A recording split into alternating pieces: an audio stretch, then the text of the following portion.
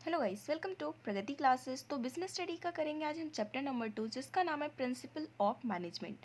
तो principle of management, उसको पढ़ने से पहले आपको जो है थोड़ी सी बात मैनेजमेंट के बारे में पता होना चाहिए, जो कि हमने चैप्टर 1 में ऑलरेडी कवर किया है कि मैनेजमेंट आपका क्या है। कि management is the process getting things done with the aim of achieving organisation goal effectively and efficiently. मतलब कि मैनेजमेंट एक इस तरीके की प्रोसेस है जिसके अंदर हम क्या करते हैं, ऑर्गेनाइजेशन का जो भी गोल है, और बेसिकली कोई भी ऑर्गेनाइजेशन का गोल मेन क्या होता है, टू अर्न मोर प्रॉफिट। तो उस गोल को वो कितनी इफेक्टिवली तरीके से और एफिशिएंटली तरीके से जिस चीज़ को करता है, तो उस चीज़ को हम क्या कहते हैं, मैनेजमेंट। मैनेजमेंट के बेसिकली 5 फंक्शंस के बारे में हमने पढ़ा था, थोड़ा थोड़ा ओवरव्यू लिया था। That is planning, organising, staffing, directing and controlling. और ये 5 एलिमेंट तो हमेशा आपको माइंड में रखना है। और इन पांचों एलिमेंट के आप डिफरेंट जो है आपका बाद में आप अलग अलग चैप्टर भी पढ़ोगे। प्लानिंग को लेकर अलग है, ऑर्गेनाइजिंग को लेकर अलग है, स्टाफिंग को लेकर अलग है, डायरेक्टिंग को लेकर अलग है, और उसके बाद कंट्रोलिंग को लेकर अलग है। तो ये 5 एलिमेंट जो है आपके इंपॉर्टेंट है मैनेजमेंट के। तो यहाँ पर इस चैप्टर में है आपका प्रिंसिपल्स के बारे में बात करेंगे कि मैनेजमेंट को करने के लिए कुछ ऐसी चीज़ें हैं, जो कुछ गाइडलाइंस हैं जिसको हम फॉलो करते हैं, सो दैट कि मैनेजमेंट और ज़्यादा बेहतरीन तरीके से हो सके। So principle of management are the broad and general guidelines for managerial decision making behaviour and action. तो प्रिंसिपल ऑफ मैनेजमेंट इस तरीके की एक तरीके की गाइडलाइंस है जो कि बहुत ज़्यादा इफेक्टिव होती है कि कोई भी मैनेजर किस टाइप का डिसीजन लेगा, किस सिचुएशन पे उसे किस टाइप का बिहेवियर दिखाना होगा, और किस टाइम पे कौन सा एक्शन लेना ज़रूरी है। तो इन सारी चीज़ों को कौन बताता है, प्रिंसिपल ऑफ मैनेजमेंट।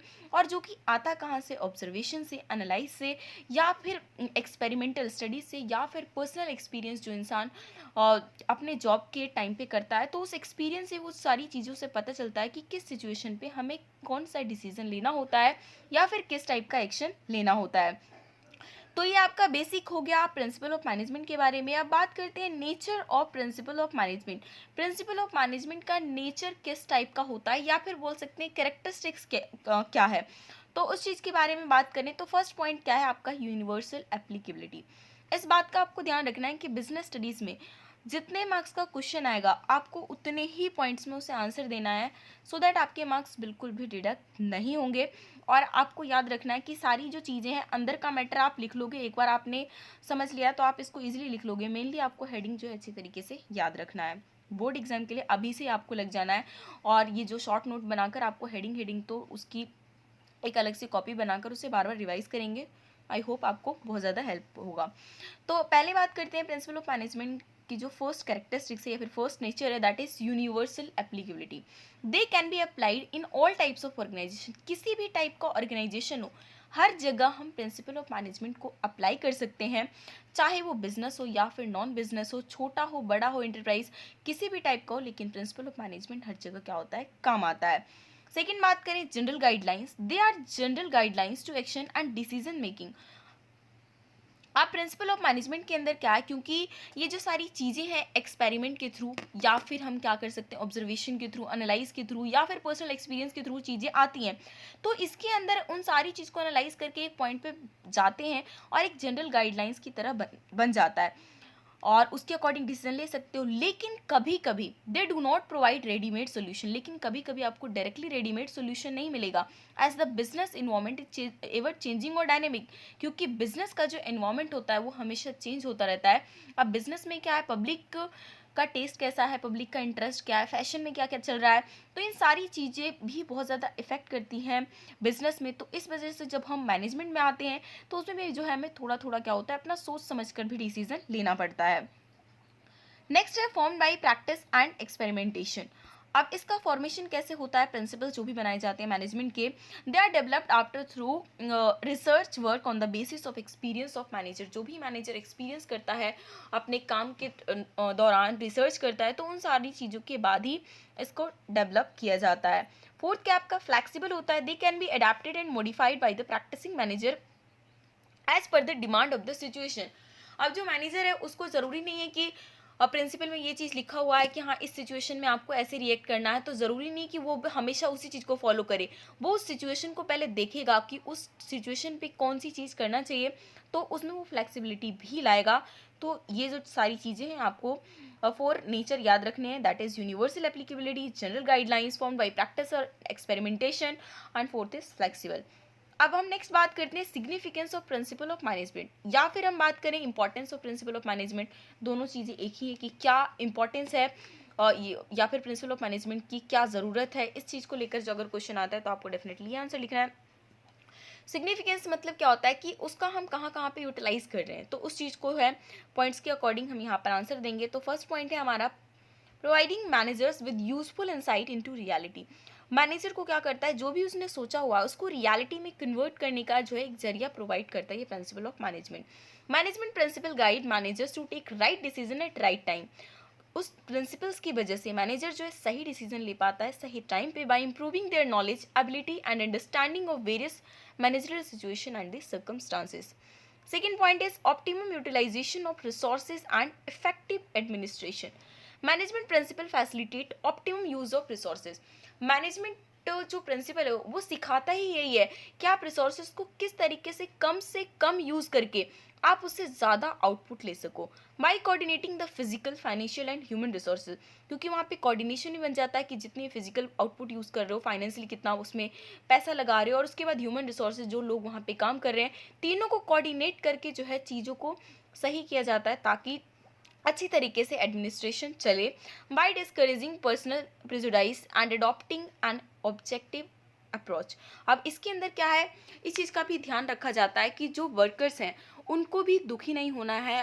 वर्कर्स और मैनेजमेंट में हमेशा ये देखा जाता है कि उन दोनों के जो चीज़ें होती हैं, दोनों का मोटिवेशन होता है, दोनों के ऑब्जेक्टिव्स थोड़े अलग अलग हो जाते हैं, तो उस चीज़ को ख़त्म करने का जो है काम करता है ये। थर्ड क्या है, scientific decision based on management principle tend to be more realistic. अब जो भी डिसीजन मैनेजमेंट प्रिंसिपल के अकॉर्डिंग लिया जाएगा वो क्या होता है, ज़्यादा रियलिस्टिक होता है, बैलेंस्ड होता है एंड फ्री फ्रॉम पर्सनल बाइस। और क्या होता है कि थोड़ा सा जब आप चीज़ों को स्टडी कर लेते हो तो उसमें थोड़ा बहुत चेंज करोगे तो वो चलेगा सिचुएशन के अकॉर्डिंग, लेकिन बाकी जो है इसका डिसीजन काफ़ी साइंटिफिक होता है। Fourth point is fulfilling social responsibility. Principle of management not only develop in achieving organisation goal but also guide managers in performing social responsibilities. Principle of management के अंदर ऐसा नहीं कि सिर्फ हम ऑर्गेनाइजेशन के गोल के बारे में ही बात करते हैं, बल्कि जो भी रिस्पॉन्सिबिलिटीज़ होती हैं मैनेजर के अंदर या फिर जो उनके यहाँ वर्कर्स काम कर रहे हैं तो उनको लेकर जो है सारी रिस्पॉन्सिबिलिटी वो फुलफिल कराते हैं। जैसे कि इक्विटी एंड फेयर रिम्यूनरेशन, जो भी बंदा काम कर रहा है उसको जो वेजेस है, उसकी सैलरी है, वो क्या होना चाहिए, ऐसा होना चाहिए जिससे कि वो पर्सन सेटिस्फाई हो और हमारे लिए वो काम अच्छी तरीके से कर सके। अब नेक्स्ट है प्रिंसिपल ऑफ मैनेजमेंट को लेकर जो है एक फ्योल ने एक टेलर ने, दोनों ने है जो है मैनेजमेंट को लेकर प्रिंसिपल बनाया था। तो दोनों के बारे में जो है आपको थोड़ी थोड़ी सी जो चीज़ें हैं पता होना चाहिए। कभी कभी दोनों के कंपैरिजन को लेकर क्वेश्चन पूछ लेते हैं तो कभी कभी अलग से पूछ लेते हैं, और दोनों ही आपके काफ़ी इंपॉर्टेंट है। तो हेनरी फ्योल के बारे में आपको जानना बेहद ज़रूरी है क्योंकि काफ़ी जो है इम्पॉर्टेंट क्वेश्चन इससे बनता है। तो हेनरी फ्योल को डिग्री मिली थी माइनिंग इंजीनियरिंग में, और उसके बाद उन्होंने कंपनी ज्वाइन करी थी फ्रेंच माइनिंग कंपनी में इंजीनियर के रूप में। He rose to the position of managing director, और काफ़ी जल्दी मैनेजिंग डायरेक्टर के पोस्ट भी मिल गया। व्हेन द कंपनी वाज, और जब वो उस कंपनी जो फ्रेंच माइनिंग कंपनी उन्होंने ज्वाइन किया था वो कंपनी एकदम बैंकरप्सी पे आ गई थी, मतलब कंपनी लगभग डूबने ही वाली थी। he accepted the challenge and by using rich and broad administrative experience, लेकिन उस टाइम पे उन्होंने वो चैलेंज एक्सेप्ट किया और जो भी उन्होंने एक्सपीरियंस अपने पूरे लाइफ टाइम में किया था उसको यूज़ करके उन्होंने क्या किया, कंपनी की पूरी फॉर्चून ही बदल दी, उसकी किस्मत ही बदल दी और वो कंपनी दोबारा से अच्छी तरीके से खड़ा हो गया। फॉर हिज कॉन्ट्रीब्यूशन, अब उनके इस कॉन्ट्रीब्यूशन के लिए he is well known as the father of general management. Father of general management के नाम से किसे जाना जाता है, हेनरी फ्योल को नाम आपको याद रखना है। Henri Fayol is known as the father of general management. आगे जाकर आप पढ़ोगे फादर ऑफ साइंटिफिक मैनेजमेंट, तो दोनों को मिक्स नहीं करना है, तो आपको याद रखना है कि father of general management that is Fayol. अब उसके बाद बात करते हैं कि उन्होंने जो प्रिंसिपल बनाए तो कौन कौन से प्रिंसिपल है जो कि डेवलप किया था फ्योल ने। तो आपको कुछ कुछ जो प्रिंसिपल है, हालांकि बहुत सारे प्रिंसिपल ये बनाए थे बट कुछ आपको याद रखने हैं क्योंकि आपको भी पता है 6 मार्क्स से ज़्यादा के क्वेश्चन आते नहीं हैं, तो उसके अकॉर्डिंग हम यहाँ पर कर लेंगे। तो उसमें फर्स्ट जो है डिवीज़न ऑफ वर्क। को लेकर उन्होंने प्रिंसिपल बनाया था। Work is divided in small task और job and each work is done by a trained specialist. उन्होंने कहा था कि कोई भी काम को आप क्या करो, उसको छोटे छोटे टुकड़ों में डिवाइड कर दो। अगर किसी भी चीज़ का प्रोडक्शन हो रहा है तो उसको क्या करो, 2-3 स्टेप पे छोटे छोटे टास्क में उसे डिवाइड कर दो, और हर काम को कौन करेगा, एक ट्रेंड स्पेशलिस्ट बंदा करेगा। जो उस काम में स्पेशलिस्ट है वही उस काम को करेगा, जिसकी वजह से क्या होगी, उसकी एफिशिएंसी बहुत ज़्यादा बढ़ेगी, स्पेशलाइजेशन बढ़ेगा, प्रोडक्टिविटी बढ़ेगी, और इसके अलावा जो अननेसेसरी वेस्टेज है वो घटेगा। तो इस सारी जो चीज़ों को लेकर उन्होंने पहला प्रिंसिपल क्या दिया था, डिवीजन ऑफ वर्क, कि काम को क्या करना चाहिए, छोटे छोटे टुकड़ों में डिवाइड कर देना चाहिए और एक ट्रेंड स्पेशलिस्ट के द्वारा ही उसे कराना चाहिए। सेकेंड बात उन्होंने कही थी अथॉरिटी एंड रिस्पॉन्सिबिलिटी। अथॉरिटी मतलब होता है कोई भी पावर टू टेक डिसीजन, कोई भी डिसीजन लेने के लिए आपके पास जो पावर है उसको हम अथॉरिटी बोलते हैं। जबकि responsibility means obligation to complete the job assign on time. जबकि रिस्पॉन्सिबिलिटी क्या होती है कि कोई भी आपको काम मिला है उसको आपको टाइम पे करना पड़ेगा, उसके लिए आप ऑब्लाइज्ड हो, अगर आप नहीं करोगे तो आपको उसका जवाब देना पड़ेगा, वो रिस्पॉन्सिबिलिटी है। तो हेनरी फ्यूल ने यही कहा था कि authority and responsibility should go hand in hand, कि हर पर्सन के पास अथॉरिटी भी होनी चाहिए, रिस्पॉन्सिबिलिटी भी होनी चाहिए। Mayor responsibility without authority makes an executive less interested. अब किसी पर्सन को आपने क्या किया, रिस्पॉन्सिबिलिटी तो बहुत सारी दे दी लेकिन उसको अथॉरिटी नहीं दिया, मतलब वो डिसीजन अपने अकॉर्डिंग नहीं ले सकता, तो जिस वजह से वो अपनी ड्यूटी को करने में वो ज़्यादा इंटरेस्ट नहीं लेगा। उसी तरीके से किसी पर्सन को आपने अथॉरिटी तो बहुत सारी दे दी, डिसीजन ले सकता है, लेकिन आपने उसको रिस्पॉन्सिबिलिटी कुछ नहीं दिया, तो उससे क्या होगा, वो बंदा बड़ा एरोगेंट हो जाएगा और उसके बाद वो अपने पावर का मिसयूज़ भी कर सकता है। तो इसलिए ने एक बात कही थी कि किसी भी पर्सन को अगर आप अथॉरिटी देते हो तो रिस्पॉन्सिबिलिटी भी देना चाहिए ताकि वो बंदा सही से काम कर सके। थर्ड क्या बोला गया था डिसिप्लिन को लेकर, it is the obedience to organisation rules. अब हर ऑर्गेनाइजेशन के कुछ कुछ रूल्स होते हैं जो कि हर सबऑर्डिनेट्स को क्या करना चाहिए, फॉलो करना चाहिए। Discipline require good supervisors at all level. और डिसिप्लिन की ज़रूरत होती है कि हर स्टेज पे आपको एक सुपरवाइजर रखना पड़ेगा जो क्या करे, clear and fair agreements and judicious application of penalties. और अगर उसको कोई पर्सन नहीं मानता है तो पेनल्टीज़ वगैरह का भी जो सारी चीज़ें उसमें होनी चाहिए ताकि जो है हर बंदा सही से काम कर सके अपना। नेक्स्ट है unity of command. It implies that every worker should receive orders and instruction from one supervisor in. ये कहता है कि हर पर्सन को ऑर्डर या फिर जो इंस्ट्रक्शन मिलेगा एक ही सुपीरियर से होना चाहिए। ऐसा नहीं है कि एक पर्सन को ये भी ऑर्डर दे रहा है, ये भी ऑर्डर दे रहा है, ये भी ऑर्डर दे रहा है, तो इससे क्या होगा, ये पर्सन कंफ्यूज जाएगा कि सबसे पहले मैं किसका ऑर्डर मानूं। तो जिस वजह से इन्हें क्या कहा था, यूनिटी ऑफ कमांड, कि एक वर्कर को एक ही पर्सन से ऑर्डर मिलना चाहिए ताकि उस जो है वो काम को सही कर सके और उसमें कोई भी कंफ्यूजन, कॉन्फ्लिक्ट या फिर डिस्टर्बेंस ना हो। फिफ्थ प्रिंसिपल जो उन्होंने दिया था that is remuneration of employee. Remuneration of employee should be just and equitable so as to give maximum satisfaction to both the employees and organisation. ने एक बात कही थी कि एम्प्लॉय को आप इतनी सैलरी दो जिससे उसको मैक्सिमम सेटिस्फैक्शन मिले, एम्प्लॉय को भी और साथ के साथ ऑर्गेनाइजेशन को भी। एम्प्लॉय को फेयर वेजेस मिलना चाहिए जिससे कि वो अपने स्टैंडर्ड ऑफ लिविंग को मेंटेन कर सके, और same time it should be with in the paying capacity of the company. उसके बाद कंपनी की कैपेसिटी भी देखनी होती है कि कंपनी कितना पे कर सकता है, तो दोनों को ही मैनेजमेंट करके चलना पड़ता है। नेक्स्ट पॉइंट है centralisation and decentralisation. Centralisation means concentration of decision. Centralisation का मतलब होता है कि जितने भी अधिकार हैं डिसीजन को लेकर वो सारा कुछ एक ही जने के पास इकट्ठा हो जाता है, दैट इज सेंट्रलाइजेशन। जबकि उसका दूसरा क्या है, डिसेंट्रलाइजेशन का मतलब है कि आपने पावर को क्या किया, अलग अलग लेवल जो है मैनेजमेंट को उसको क्या कर दिया, आपने डिस्ट्रीब्यूट कर दिया, वो डिसेंट्रलाइजेशन है। दोनों को बैलेंस करना चाहिए, both should be balanced. No organisation can be completely centralised और कंप्लीटली डिसेंट्रलाइज, क्योंकि कोई भी ऑर्गेनाइजेशन ना तो कंप्लीटली सेंट्रलाइज हो सकती है और ना ही डिसेंट्रलाइज हो सकती है। Small organisation can have centralise where is in large organisation top management takes only strategic और इंपॉर्टेंट डिसीजन। जितने भी स्मॉल ऑर्गेनाइजेशन है वहां पर तो सेंट्रलाइजेशन यूज कर सकते हैं, लेकिन बड़े बड़े ऑर्गेनाइजेशन में टॉप मैनेजमेंट केवल और केवल कुछ इंपॉर्टेंट डिसीजन ही लेती हैं, जबकि जो ऑपरेशनल अथॉरिटी होती है उसको मिडिल और लोअर लेवल मैनेजर को दे दिया जाता है। नहीं तो एक ही पर्सन अगर सारे डिसीजन लेगा तो ऑफकोर्स वो हर टाइप के डिसीजन तो सही नहीं ले सकता है, जिस वजह से ये उनने सजेस्ट किया था कि हर किसी को ऑपरेशनल अथॉरिटी को अलग अलग जो मैनेजर्स हैं उनको उनके डिसीजन के लिए उनको राइट दे देना चाहिए और जो है डिसीजन देने का पूरा उनको राइट दे देना चाहिए। तो ये हेनरी फ्यूल के बारे में हमने पढ़ लिया। अब दूसरा है कि टेलर जो ने साइंटिफिक मैनेजमेंट को लेकर क्या कहा था, तो टेलर का भी साइंटिफिक मैनेजमेंट आपका उतना ही इम्पॉर्टेंट है। तो सबसे पहले थोड़ी सी जानकारी ले लेते हैं इसके बारे में भी। Frederick Winslow Taylor was a person who within a very short duration rose from rank of ordinary apprentice to chief engineer in mineral steel company, जिन्होंने काफ़ी कम टाइम में, मतलब एक ऑर्डिनरी बंदे से उनको चीफ इंजीनियर की पोस्ट मिल गई थी यूएसए में।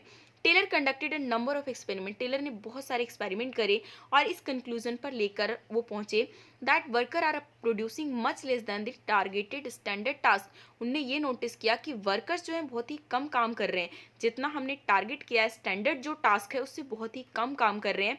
Also both the parties management and workers are hostile towards each other. और उन्होंने ये बात भी नोटिस किया कि जो मैनेजमेंट है और वर्कर है दोनों एक दूसरे के लगभग दुश्मन है। मैनेजमेंट चाहती है ज़्यादा प्रॉफिट, जबकि जो वर्कर है वो क्या चाहती है, ज़्यादा सैलरी, और ज़्यादा सैलरी उसको नहीं मिलता है तो उस चक्कर में वो क्या करते हैं, काम कम करते हैं।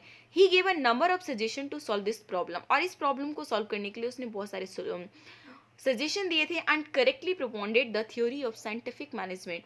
और उसके बाद जो है मार्केट में उन्होंने इंट्रोड्यूस किया साइंटिफिक मैनेजमेंट की theory to emphasize the use of scientific approach in managing an enterprise. और इस बात पे जोर दिया कि कभी भी आप किसी एंटरप्राइज को मैनेजमेंट कर रहे हो तो उसके अंदर कुछ साइंटिफिक अप्रोच है उसको मानना चाहिए, instead of hit and trial method. हमेशा नहीं है कि आप हर चीज़ नया नया ट्राई करो, कुछ ना कुछ साइंटिफिक अप्रोच है आप उसको फॉलो करो। फॉर हिज कंट्रीब्यूशन, उन्होंने जो अपना कुछ कंट्रीब्यूशन दिया जिसकी वजह से he is well known as the father of the scientific management. तो फादर ऑफ साइंटिफिक मैनेजमेंट जो है वो है टेलर, जबकि वो हमने पढ़ा था आपका था फादर ऑफ जनरल मैनेजमेंट, तो वो आपको हमने अब हम क्या पढ़ा था, हेनरी फ्यूल। तो दोनों चीज़ों को आपको मिक्स नहीं करना है, दोनों चीज़ों को आपको अलग अलग अच्छे तरीके से याद रखना है। अब नेक्स्ट, क्योंकि अब देखिए यहाँ पर साइंटिफिक मैनेजमेंट एक डिफरेंट टॉपिक आ गया। अब तक हमने पढ़े थे प्रिंसिपल ऑफ मैनेजमेंट, अब यहाँ पर क्या आ गया, साइंटिफिक मैनेजमेंट। मैनेजमेंट करो तो कैसे, साइंटिफिक तरीके से। और साइंटिफिक मैनेजमेंट के फादर को के बारे में अगर हम जाने तो वो हमने पढ़ ही लिया टेलर। और इसके अलावा बस हम इसकी डेफिनेशन ही करेंगे, बाकी हम करेंगे नेक्स्ट पार्ट में कवर।